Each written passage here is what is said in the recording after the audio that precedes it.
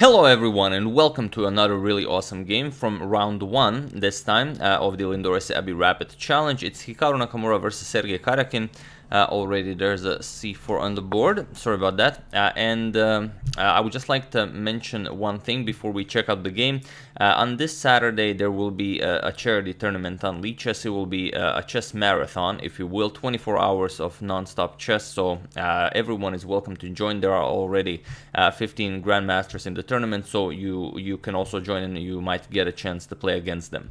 Now the organizers of this tournament contacted me. They've created this tournament as a means of gathering funds for the Mercy, or maybe it's a Merci Hospital in Metz in France. So they gather funds, so they can gather more funds for the hospital to help them out. And if you want, there will be a link in the description below that will lead you to the tournament on Lichess. You can already register if you want to play, but also below that I will put a link to the website where you can learn more about this cause, and you are welcome to donate to their cause if you are interested in that. So that being said, let's check out this game, and also I might stream some of the games on Saturday from this event. So if you by any chance get a game against one of the grandmasters, it'd be pretty awesome to stream that. But yeah, getting back to the game, like I said, Nakamura versus Sergey Karjakin, and Nakamura opens with c4. Sorry about that, which you've already seen on the board. We have knight to f6, knight to c3, and now e5. We have knight to f3, knight to c6, so the 4 knights of the English. And now black's usual idea is just to bust open the center with the d5, but Nakamura prevents that with e4. He goes for the Nimzovich variation, which prevents black from executing d5, but on the other hand, it kind of loses the control of the d4 square. So, you know, it's you give some, you get some. We have bishop to b4, now Karjakin threatening to pick up the knight and then just pick up the e4 pawn, so d3, adding a defender to the pawn, and now d6 by Karjakin. We have a3, asking, do you want to trade or do you want to go back with the bishop? So here bishop to c5, and now b4, grabbing more space on the queen side, bishop to b6, and now the immediate knight to a4. Nakamura is basically playing against black's dark square bishop. He wants to eliminate it and win the bishop pair early on.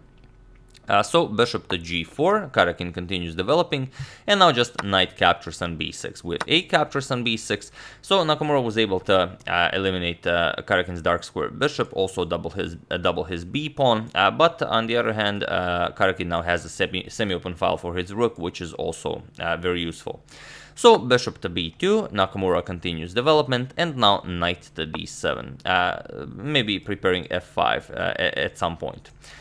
We have bishop to e2, just continuing development, preparing to castle. And it's interesting, Karjakin most likely prepared specifically for this game because Nakamura already had this position in the 2019 US Championship against Samuel Sevian, where Sevian played castles in this position and Nakamura was able to win that game. But here, Karjakin goes for h5, and it is a new move, so already as of move 11, we have a completely new game. Nakamura continues by castling, and now queen to f6. Now saying that I might castle queen side, I might castle king side, I might just continue pushing on the king side with the g5 captures and g4. It's a new position, so anything is possible. Nakamura immediately offers a trade of light square bishops. We have bishop captures, queen captures, and now knight to d4. And this is an excellent outpost for the knight. And Nakamura's dark square bishop isn't really doing all that much, so of course Nakamura decides to trade it. Captures, and now f4 as the e5 pawn is gone. So c5, now just striking that b4 pawn. At some point you might want to play rook to a4 to add more pressure to the attack, and now knight to f3. Knight to f3, offering the f4 pawn, but it's unclear whether it's good to capture it or not. So you might just decide to castle. You might go rook to a4 to put pressure on the b4 pawn. There are a lot of ideas here, but Karjakin actually goes for the pawn with queen captures on f4. Now he doesn't win a pawn here. It's basically a trade, but what he gives Nakamura is a much more active square for the knight. So here Nakamura grabs the d4 pawn, opens up an attack towards the queen, queen e5, and now knight to b5, going after knight to c7 check. But Karjakin, not interested in this, he just castles kingside, and he says your knight will not be very useful on b5. But Nakamura disagrees. His knight is now nicely guarding the a3 pawn, so he can shift the rook into the game with rook a1. At some point, even d4 might be an idea. So g6 by Karjakin, preparing to make the position a bit safer for the king. Maybe play king g7. Also, the g6 pawn now guards the h5 pawn, so you can move your queen. Queen to f2 by Nakamura, and now king to g7. And now rook to e3, preparing to bring another attacker to the f7 pawn. So here, rook to a4, now going after the b4 pawn. Here you could go rook to f3, attack the pawn, and then f6, but you will still have to deal with some of the threats on the queen side. So instead, Nakamura goes queen to d2 right away, adds another defender to the b4 pawn here, and now queen to e7 by Sergey. Might have something to do with him wanting to x-ray that b4 pawn. At some point, maybe moves like d5 will be possible, then trying to grab a pawn on b4. However, very unlikely, so I don't really see the point of queen to e7. But okay, Nakamura continues with d4, which is excellent. You want to open up this diagonal. Also, if the queen can come to d4, it will be really great.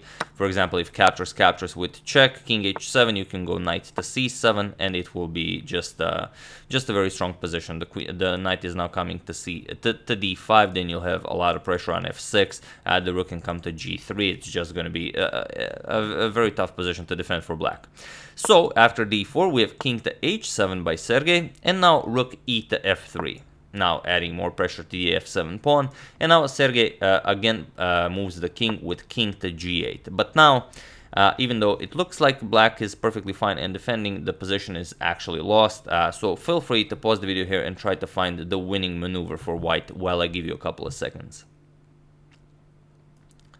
So for those of you who were able to do it, congratulations on spotting an excellent move with the knight back. As a wise man once said, that the hardest move to find is with the knight back. And for those of you who just want to enjoy the show, it's knight to c3. It's always hard to find because you always think about going forward instead of going backwards. But the point is now, of course, if you capture the pawn, then just knight d5 wins the game. The queen is under attack, and also you just lose the rook after the queen moves. So Sergey went back, rook a to e8, but still knight to d5 now, attacking the queen, saying that you should grab my e4 pawn. The problem with grabbing the pawn here on e4 is that rook f4 forces the queen back, and you don't have good squares for the queen. For example, you only have e6 and e8. If you go to e6, rook e1 just traps the queen, no more squares for the queen. And if you go back with queen to e8, then you can just win material with knight to c7, which of course forks the queen and the rook. Or you can even just go rook e1, attack the queen, and after the queen moves, just a nice rook to e7, which puts more pressure on the position, threatening ideas like rook captures knight, and after the queen recaptures, knight f6 check, picks up the queen, and it will be impossible for black to hold this.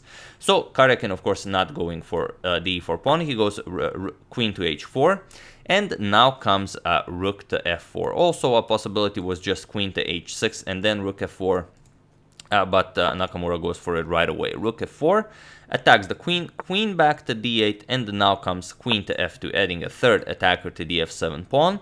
So f6 by Karjakin, now defending as the knight also nicely defends it, but now queen g3, going after the g6 pawn, which was just weakened. So king h7, but now e5, finally the breakthrough in the position that white needed. D captures on e5, D captures on e5, and now there's no good way to continue the game. You could capture, you could advance the pawn to f5, you could capture with the knight, but all of these options are bad. For example, if you capture with the pawn, rook f7 check is deadly. For example, captures with check, king h6, and now knight to e7, and there's no defense. Queen g6 is coming. You cannot defend as the knight also guards that. If you push the pawn, then just queen d3, and there's no defense against either of the two mates. So that's what happens if you capture the pawn. If you advance the pawn, then you just give white a brutal passed e-pawn, attacks the knight. After the knight moves e7, just wins the game. Or you don't move the knight and then you just give up a piece. So Karjakin went with the only other option, which is to capture the pawn with knight captures on e5. But now comes rook captures on f6, as the knight and rook nicely defended. Karjakin decided to go for rook to e8 to defend the knight on e5, but again, it doesn't work. So once again, for the last time, feel free to pause the video and win this game for Nakamura while I give you a couple of seconds. So for those of you who were able to do it, congratulations, as it's not an easy move to find. And for those of you who just want to enjoy the show, it's rook to f7 check. And it was also in this position that Sergey Karjakin resigned the game, as there is nothing more to be done here. Point is, yes, black can capture the rook. However, if you go for knight captures on f7, you get rook captures on f7 with check. Now, of course, if you go here, then just queen captures with check, guards the rook and delivers checkmate. So you'd have to go either to h8 or h6. And both of these plans fail miserably. For example, if king h8, then queen to c3 check, king has to move, or you can start giving up some pieces, but all in all, you will have to move the king, and then it's just queen g7 checkmate.